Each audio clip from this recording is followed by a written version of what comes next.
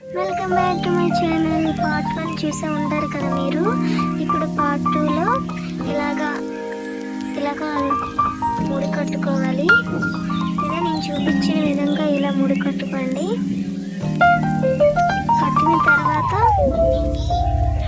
ఇలా టైట్గా కట్టుకొని